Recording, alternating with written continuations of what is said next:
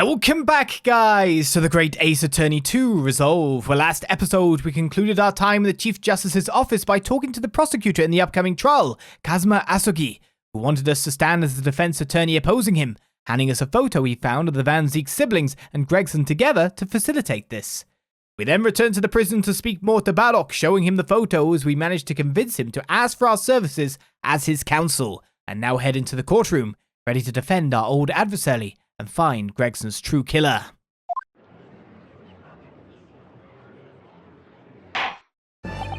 In the name of Her Majesty the Queen, I hereby declare this court to be in session. We are here to conduct the fair and just trial of the defendant, Barok Van Zieks. Counsel to the defense and prosecution, are you ready to begin? The defense is ready, my lord. The prosecution is more than ready. Oh, Kazuma-sama. I've been wishing to see you in court again for so long. It feels... But I never pictured it happening like this. I never thought I'd be facing you behind the prosecution's bench. The so-called Reaper of the Bailey has been a scourge like no other, undermining Her Majesty's justice system. Today, we must uncover the truth behind this scourge. In other words, this trial is going to be a lot more far-reaching than Inspector Gregson's murder. The truth revealed by these proceedings may have unpredictable repercussions through the judiciary. Accordingly, they are to be conducted at a closed trial, with no members of the public present, by Her Majesty's direct orders. How will that work, my lord? The burden of all arbitration and adjudication falls on my shoulders. Therefore, as you will see, the juror's bench shall remain vacant today. If no members of the public are present, might I ask who is currently occupying the gallery, my lord? They are members of the judiciary, here to witness proceedings and ensure an equitable trial. Members of the judiciary? Oh my, this is a very unusual trial already. There is, of course, another unprecedented aspect of these proceedings on which I must elaborate. The counsels for the prosecution and the defense are both aliens of Great Britain. Whoa. I believe it takes an outsider to see the truth sometimes. And as I stand here in this courtroom now, I'm quite certain. This is the reason why I had to come to Britain. Kazuma? Very well. Let us commence proceedings. Prosecutor Asogi, your opening statement if you please. Certainly, my lord. The incident took place on 1st of November at just after 5 o'clock in the afternoon. The location was a building of flats on Fresno Street on the outskirts of the city. The victim's body was discovered there in an old single-room rental property. Yes, Inspector Tobias Gregson, a name known very well indeed to this court. Not least for its miraculous resolution of one of this country's grimmest cases 10 years ago. The Professor case. How sure are you about the time of the incident? Several witnesses on the street outside heard the gunshot and all have reported the same time. Yes, that's what Gita told us too. There were a number of witnesses. I have here a plan of the room. The victim was found curled up in one corner. It's believed that he was shot from the front at point-blank range and died instantly. How has the range been determined? There were scorch marks around the entry wound. Such marks are caused by the gunpowder used to fire the bullet. But powder hot enough to leave scorch marks is only ejected a few inches beyond the end of the barrel. In other words, it only happens when the target is at point-blank range. I see. Yes, thank you for the detailed explanation, counsel. The autopsy report has been entered into the court record. The murder weapon was found lying beside the victim. And have you managed to ascertain the owner of this firearm? No, my lord. Not conclusively. Bravo, Kazuma-sama. We're not trying to use the gun as evidence when its provenance can be proven. Furthermore, my lord, as I've explained, the revolver was fired at extremely close range. The bullet passed through the victim and struck the wall behind him. There was a candelabrum mounted on that wall, and the tip of one of the candles in it was found to have been blown off by the projectile. We noticed that too, didn't we? Yes, that's right. Thank you for the thorough report, Counsel. The setting of the crime is clear to me. You will submit the plan of the crime scene as evidence, please. As you wish, my lord. That was like the candelabrum all seemingly covered in stuff. Is this Fresno Street room Inspector Gregson's private abode? No, my lord. The room is rented to a Mr. Hugh Boone. But there is precious little furniture inside, and it is generally in a poor state of repair. So what on earth was Gregson even doing there? Presumably he was investigating some case or other. When a policeman was informed of the gunshot from the witnesses and rushed to the scene, he found only the deceased inspector and the accused standing alongside, holding the revolver. The attending officer arrested the accused on the spot. So, the details of the case are clear. In that case, the prosecution would like to call his first witness. A name, please, Counsel. Naturally. The accused himself. I haven't even got to look at the autopsy report and all that yet. Maybe I should do that first before we get the shocked expressions. Things have been proceeding apace. We got the crime scene floor plan here. And we can see the thing in the corner, most importantly. Not the body, I'm looking at the board. An autopsy report. Tobias Gregson, male. Time of death. Like, you haven't even filled that in at all. Coroner is Maria Gorey. I'm just interested in the fact that, nice name, by the way, Gorey. Time of death. Just nothing. I know, like, you, not even an estimation. Why is that? Is he dead? Well, they've done an autopsy, so... Cause of death. Victim was shot in the chest at close range from the front, resulting in instant death. Scorch marks at point of entry. The bullet exited the body from behind.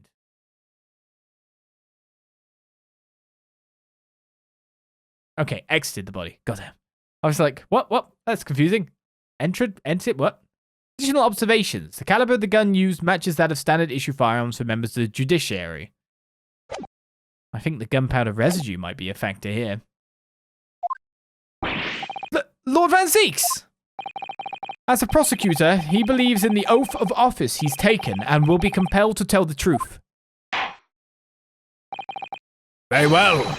Let the defendant take the witness stand.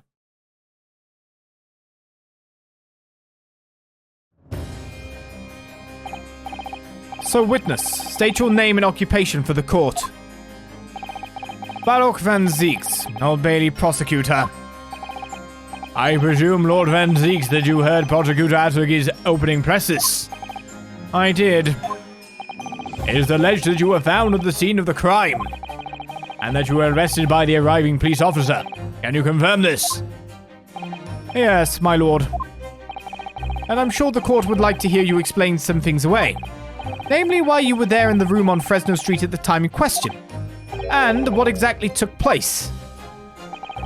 I intend to explain away nothing. I will simply tell the truth.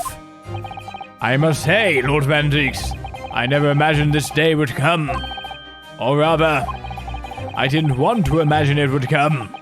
But since you became known as the Reaper, a part of me has been dreading it.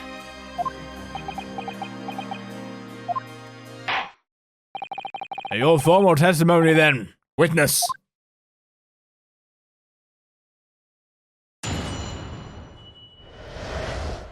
The facts of the incident. I was investigating Gregson, and my inquiries had led me to that address. When I first entered the room that day, it was dark inside and I saw no one. A moment later, I heard the gunshot. I spun around and saw the revolver on the floor. Just as I picked the firearm up to examine it, the door flew open and I heard a man scream. It was only then that the body of Inspector Gregson appeared before me. That's weird. That testimony was the whole truth.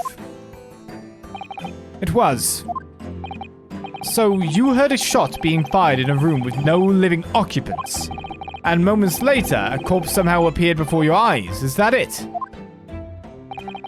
You're right, you haven't explained away anything. In fact, that would barely qualify as an excuse.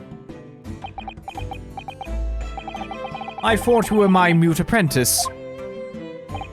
Yet it turns out you have a way with words, Prosecutor Asogi. It would appear to be a singular tale indeed. Singular isn't the word. It's laughable. What's got into Kazuma? He's not behaving like himself at all. Very well then. Counsel, you may begin your cross-examination. Yes, my lord.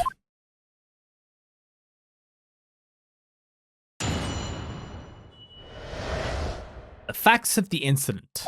I was investigating Gregson and my inquiries had led me to that address. Hold it! Why? You were investigating the inspector? What on earth for? I'm not at liberty to say. Sorry? I'd identified a distinct possibility that Gregson was involved in a case I was investigating. Regrettably, though, he was killed before I could secure the proof I needed. Is the court to understand then that on the day in question you followed the victim to the scene? No, I was privy to his movements in advance. How? I stole into his office in the yard and consulted his diary. The address on Fresno Street was noted in the 5 p.m. entry. You illegally entered the man's office. In Japan, that alone would constitute a very serious offense. And it does in Great Britain, I assure you. Is that not the case, Lord Van Zieks? I was aware of the possible consequences. So, in summary, you were investigating the victim. And yet, you refused to tell the court why. I didn't realize British prosecutors enjoyed such freedom to choose what to divulge under oath. Why did I ever think I could defend this man? Also now we've just got like anti-British kind of thing going on, like, oh, British. It's like, oh, great. And they're singing the same tune at prosecutors, at least. When I first entered the room that day, it was dark inside and I saw no one. Hold it! Had you ever been to the address before? No, never. I only learned of the place as a result of my investigations into Gregson's activities. There was no light inside when I entered, so it was all but impossible to make out anything. But at 5 p.m., the sun would only have just gone down. It would still have been reasonably light outside. The room has a window, but it was boarded shut. Very little light found its way into the room from outside, so it was extremely murky inside. I wouldn't have noticed if the victim was already lying on the floor. There was no artificial light in the room, you say? You're quite sure? I'm quite sure that the part of the room where the body was found was very dark. I have a feeling there was a small oil lamp burning on the desk, though I couldn't say for certain. Look missing that, Hodo. There was a small desk in the room just here. Yes, I remember. And there was an oil lamp on it, as well as the framed photograph. When I entered the room, I closed the door behind me and started towards the desk to investigate. And what did you find? Nothing. I never actually reached the desk. A moment later, I heard the gunshot. I spun around and saw the revolver on the floor. Hold it! So, who fired the gun? I have no idea. I didn't see anybody else in the room. But you say it was very dark in there? Yes, that's right. All I can tell you is, I didn't sense another's presence. Aha, then could it be that the gunshot actually originated from somewhere outside the room? No, that's out the question. Oh. Without doubt, the sound emanated from inside the room. I could smell the gunpowder. This is going from bad to worse. And you say that's the point at which you noticed a revolver on the floor? Correct. and I foolishly picked it up. That was carelessness on my part. Presumably then, the gunshot you heard came from the firearm that you somewhat hastily took in your hands. In point of fact, my lord, I believe it did not. What? The barrel of the revolver I picked up was cold, and there was no smell of spent powder. But then, where on earth is the gun that was fired? Whilst I would like to oblige you with an answer, I'm afraid I can't. I too would dearly like to know that.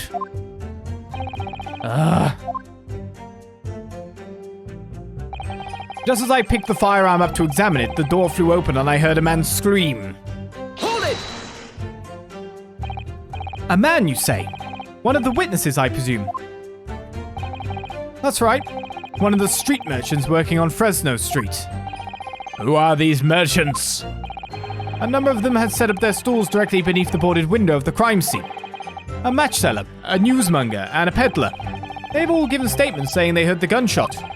And without thought of danger, they ran inside to see what had happened. Yes, Gina told us about that yesterday, didn't she? They burst through the door with some force, it would seem. They did, and almost gave me a heart attack in the process. But you're supposed to be the Reaper? The first man to come in immediately noticed the revolver in my hand and fled. A policeman patrolling on Fresno Street heard the commotion and was able to arrest the accused shortly after the incident occurred. Anyway, the man's scream drew my attention in that direction. It was only then that the body of Inspector Gregson appeared before me. Hold it! What do you mean by that? In what way did the body appear? I honestly can't explain it, but it's the truth. As far as I was concerned, the body hadn't been there until that point, and then suddenly, there it was. Did you perhaps hear the sound of the victim falling to the ground just beforehand? At that moment, what I heard was the sound of the door flying open and the scream of the man who came inside first. Nothing more. I see. After the man fled, I examined the body. I was stunned to find that it was Gregson. Most curious circumstances indeed. How the inspector was killed or how his body seemed to appear out of nowhere, I have no idea. Objection! Objection! I wasn't expecting that one. Objection! Objection! Surely the court has heard enough. That was the weirdest objection ever, I feel. My lord, the cross-examination has clearly revealed that the accused, Barok Van Zieks, is lying on multiple fronts. But what is that supposed to mean? Oh, good gracious, Counsel. The defendant is lying, you say? In his testimony just now, he claims that he failed to notice the victim's body because the room was dark. That's correct. No, that's impossible. As proven by this candelabrum. How does that prove anything?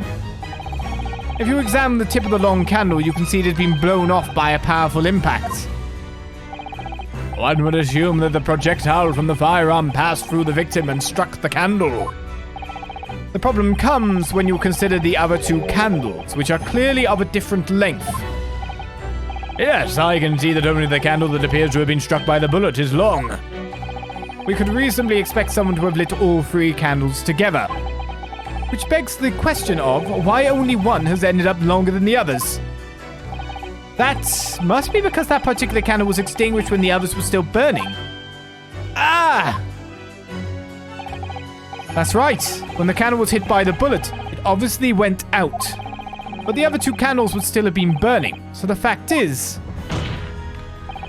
the victim's body would have been illuminated by the light still thrown by the candelabrum. And the accused's claim that he couldn't see the body clearly contradicts those facts. And now, to the next lie. There's more. The accused also claims never to have visited the scene of the crime before. That's the truth.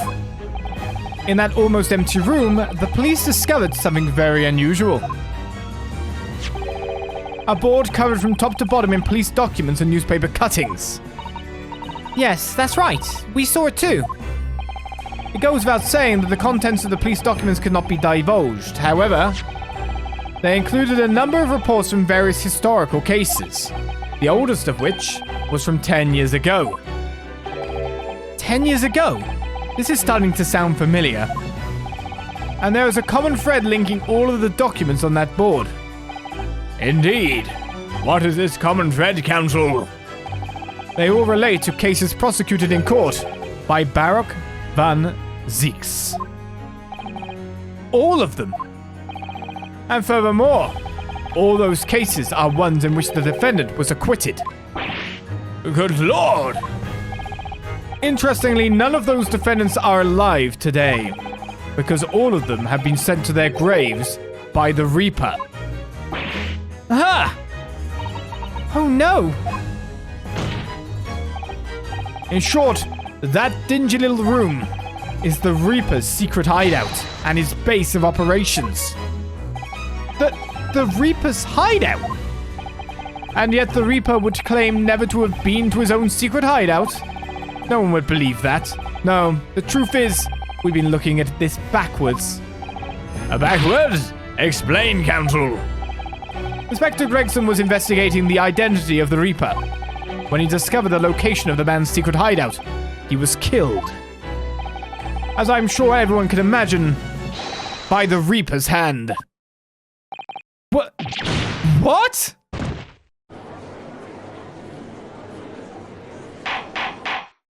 Order! Order! Order!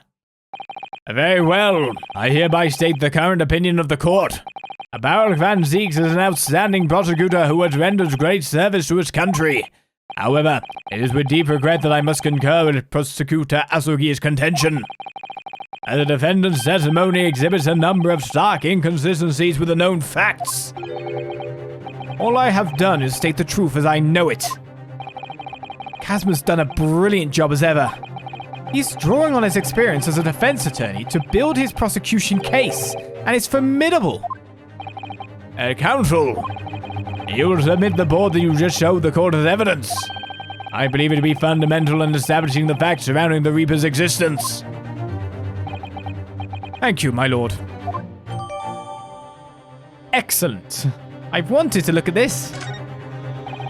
And now the prosecution would like to call new witnesses to the stand. No, not until I see the board, you don't. Can I actually check out anything specific on it?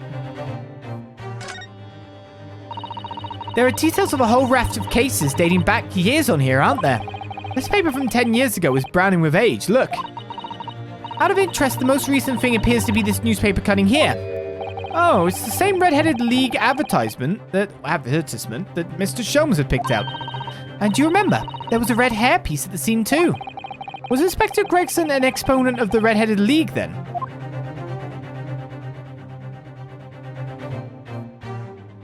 Hello. Oh, what's this? Isn't that a hodo? Look! Oh yes, it's a smudge of some kind. In fact, it looks just like handprints. And the color? That's blood, isn't it? Oh dear, how disturbing. There's fingerprints on that there board.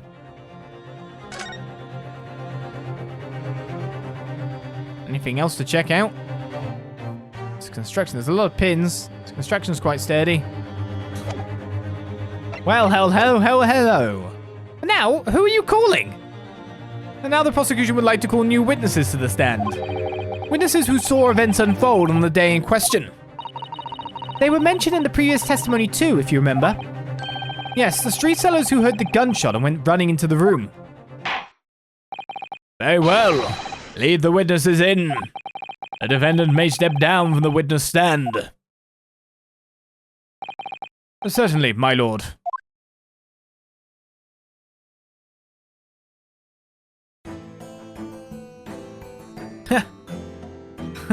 Oh no, is he out of a job? Oh no. So, witnesses, state your names and occupations for the court. Names? We don't use names. Far too fancy for the likes of us. We're just free and easy. Sell what we like, live where we want to live. Give them all the vacant stairs. They walk down Fresno, spit a few words into a verse for them. Ah. Would I be right in assuming that all three of you make your living by selling wares on the street? Everyone calls me Gossip. I sell jaunty little tidbits to passers-by, you know.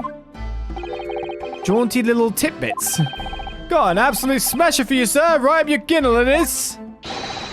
6 pence is the price, not a penny less. Wait, you're actually trying to sell it to me now? Oh, come on, sir. Don't tell me you're not interested. Try the man. Give him the money and see what it is. Pay the man, counsel. All right. 6 pence it is. You won't regret it, sir. Now, got your listening ears on? Just between us, a young couple on Slate Street have just had twins.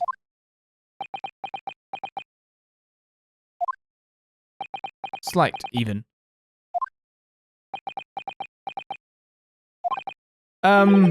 Is that it? No, that's not it. It's gossip, innit? It was to spread. Well, that bit's up to you and your mouth, of course. I've got more, you know. Want another juicy one? 6 pence a piece it is, if you're curious. I am curious, yes, about what's going on just under that fat bottom lip of yours. Maybe that unusual bruise or where it is that's poking out from under your collar. What about the next witness, then? What name do you go by and what you sell? Me? I'm Venus. That's what everyone calls me. Funny, innit? I sell these lovely little fireworks to all the local school kids. 6 pence a pop. What'd you say? I guess they won't pop if I never press the button. You weren't exaggerating with little. Do they actually sell? Also, how can you strike a match on your behind? I was going to say something way worse. Oh yeah, the second years can't get enough of my Venus firecrackers. Especially when I tell them that if they get 100, they could blow up the school. Not the most savory of ideas, young lady. What do you say then, eh? Want to part with 6 pence for a pop? Wait, what? You want me to buy one? Tell you what, I'll let you in on a little secret. If you get 100 of them, you could blow up the whole courtroom. Try the woman. Give her the money and see if she's right. Pay the woman, counsel. All right, I'll buy one. Lovely stuff. Right then, this is something a bit extra just for you. The Venus special, only 600 pence. 600? It's 100 of my regular fireworks. Nothing little about that, is there? And there'd be nothing little about the punishment if I blew up the Old Bailey either. The Venus Firecracker has been entered into the court record. Oh ho ho, what sort of a bang could it make? The last witness, what name do you go by and what you sell? I'm a thinker, me. Think all sorts of thoughts, I think, therefore I am. I am, therefore I think. Because I stand there on the street, watching the world go on about me, they call me the Observator. Observator? Get out of it, old man. Everyone calls you Sandwich and you know it. So you don't actually sell anything? A problem shared is a problem halved, as they say. I give advice, I do, and think what it means. I don't actually sell anything. No, come to think of it. Pity. No more purchases today, please. Well, we have quite a cast here, it seems. They conduct their business on Fresno Street from morning until night, my lord. And always in the same place, directly adjacent to the crime scene. I see. Unless they heard the gunshot, I suppose. Not only that, but they very bravely ran inside to see what was going on and witnessed the crime. Well, I'll be begging a foot, just between us. Venus de Milo, what am I to do?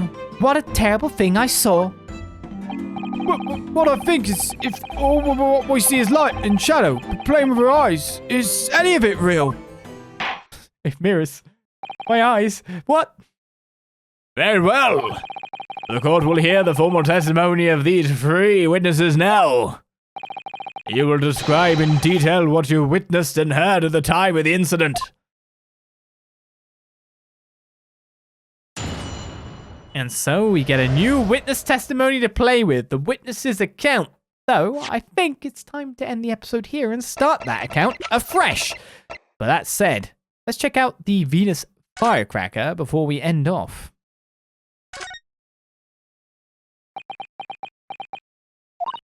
Have you had an idea, Mr. Naruhodo? You're staring at the end of the string of fireworks. Sorry, it's just that it's the Venus special. I was wondering what 600 pence worth of fireworks would sound like. Shall we find out? What? But she said it could blow up the courtroom.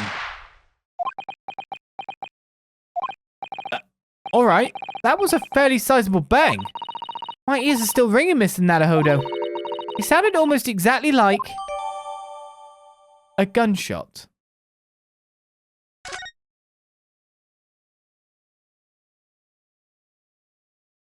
A gunshot that could blow off the end of a candle? So we end another episode with an interesting thing discovered. With so much evidence already filling the court record, we continue on with these three witnesses' accounts next time on the Great Ace Attorney 2 Resolve. I'll see you guys then for more. Bye-bye.